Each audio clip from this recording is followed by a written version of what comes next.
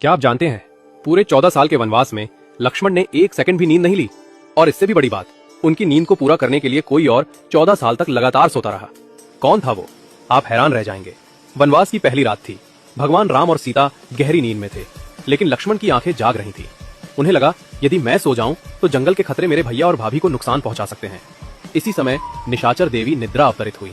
उन्होंने कहा, लक्ष्मण, 14 वर्षों तक जागना किसी मानव के बस की बात नहीं। तुम्हें यह वरदान तभी मिलेगा जब कोई तुम्हारी नींद अपने ऊपर ले ले। लक्ष्मण ने पूछा, कौन करेगा यह बलिदान? निद्रा मुस्कुराई, तुम शेषनाग के अवतार हो और तुम्हारी पत्नी उर्मिला लक्ष्मी का स्वरूप, वो ही तुम्हारे हिस्से की नींद सो सकती है। उसी रात उर्मिला सो गई, लेकिन ये नींद सामान्य नहीं थी। ये लक्ष्मण की 14 साल की नींद थी।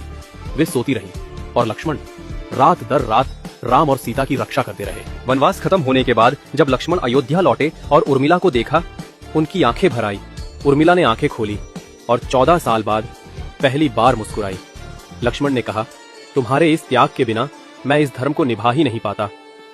लोग राम सीता के प्रेम को याद रखते हैं, लेकिन बहुत कम लोग जानते हैं कि अयोध्या की सबसे महान प्रेम कहानी लक्ष्मण और उर्मिला की है, जहां एक ने 14 साल तक नींद त्याग दी और दूसरी ने 14 साल सिर्फ अपने पति के धर्म का साथ देने के लिए सोती रहीं।